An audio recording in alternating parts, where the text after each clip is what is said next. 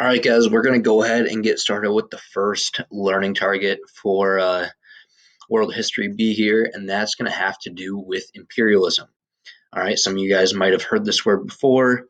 You might think you have an idea of what that word means, and it may make you think of a few different things. All right, this is probably one of the most interesting learning targets that we're going to go through this trimester.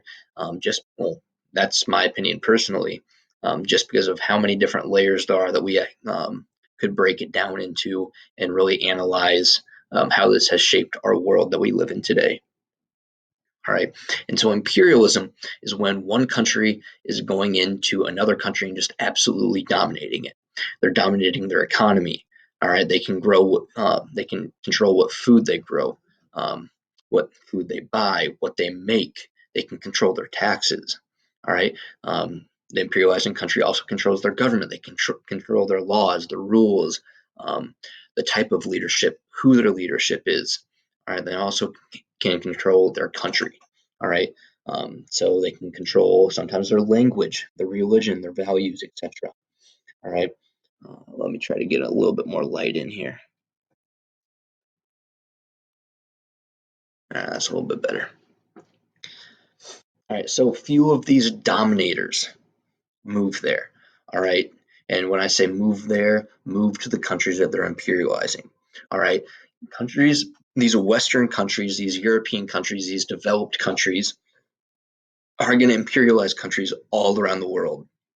All right, so few actually move to the countries that they imperialize. And so what they do is they utilize those local leaders to control their people. All right. So what they do is they treat the local people in the country that they just imperialized like children. It's called paternalism, is when the adults, the parents, treat their children um, like they are children.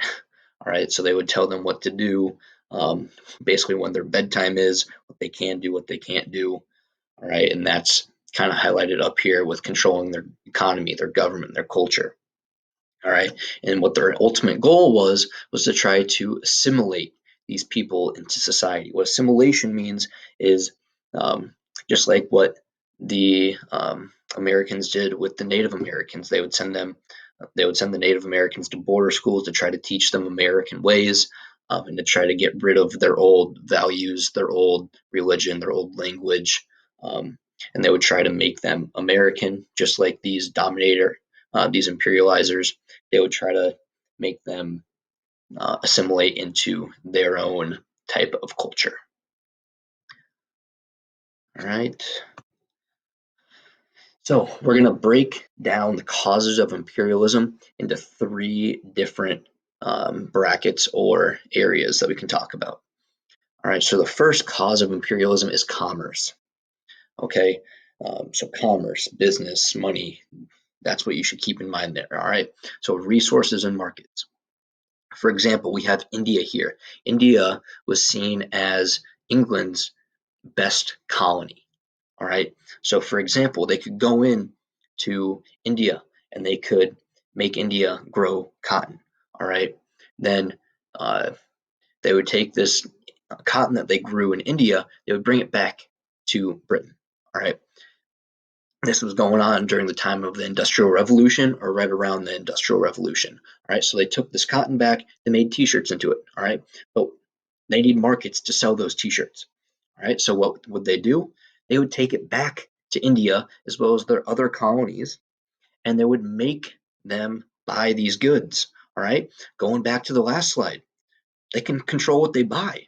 All right, so they're going to make the country that they colonized, that they took the resources from, they're going to make them buy back those finished goods for a huge profit for that imperializing country. That's a good business, right? We're going to see this happen all over the world.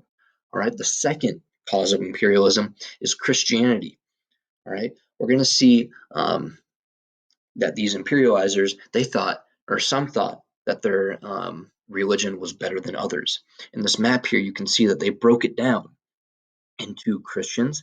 They broke it down into, let me make this a little bit bigger for you. Mohammedans, all right, that's talking about Muslims here, the Prophet Muhammad was the one that created that, and then heathens. All right, so heathens are those people that were practicing maybe their local religion. All right, and they just thought ultimately that their religion was the best. All right, so they're going to just try to spread Christianity. The third cause of imperialism is going to be civilization, spreading the Western ideas of civilization. All right, the white man's burden. That's what this comic is of. And the concept of the white man's burden, it's inherently a racist idea. Okay, it is what that white man's burden is. It's that white people are superior and need to help non-whites. All right, so if we break down this comic here to the right, you can see the U.S., the British, they're working really, really hard. They're sweating because it's their burden to help these non-white people reach civilization. They're helping them overcome oppression, barbarianism, ignorance, brutality, slavery, cannibalism, ignorance, all the way up to their version, their best version of civilization. All right. And so, again, this is a racist idea that the US, the British, the white people need to help these non white people reach civilization. All right. This is also kind of going on around the same time as Darwin's natural selection theory. Some people had the idea that people of color were less evolved, which is just absolutely bogus. All right, this picture to the right is from a book in 1854, and this misuses biology and the new idea of evolution to promote racism. All right, they're like, look at these pictures here. You can clearly see that the white people are the most evolved here. And again, that's just absolutely bogus. This is a good graphic that shows imperialism impacts literally everyone, everywhere. All right, here are the few colonizers. You got Belgian, British, Danish, Dutch, French, German, Italian, Ottoman, Portuguese, Russian, Spanish, United States.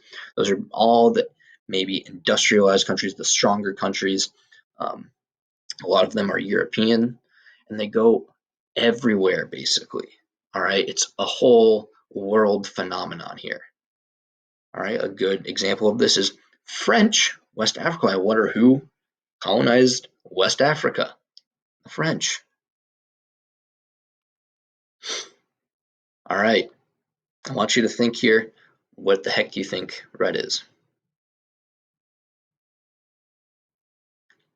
Red, all the countries in red are countries that Britain has invaded. This small little island up here, all right, this island country, literally invaded probably 95% of the world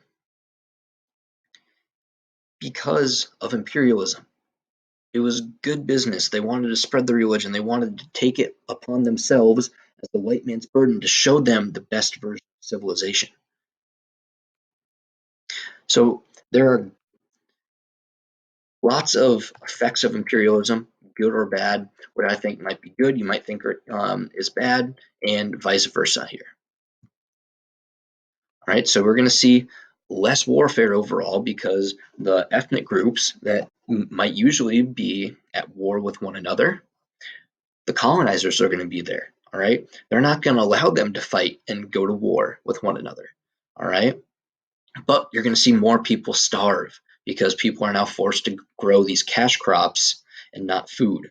So, for example, for in India, like the example I used previously, now they are forced to grow the cash crop cotton, which they can bring back to Britain and make into t-shirts. And because they're being forced to make cotton, they cannot grow food anymore. Right? So starvation is going to rise. Racism is going to increase all over the world. All right, ethnic groups are going to be divided. All right, but you're going to see more infrastructure being built. Literacy is going to start to increase. All right, and those are just a few of the pros and cons of imperialism. And so let's talk about the summary. So to summarize here, imperialism is just one nation dominating another nation, primarily with their culture, their economy, and their government. So why would one nation try to imperialize or dominate another nation so thoroughly? Again, one, to increase their trade. Two, to spread their religion.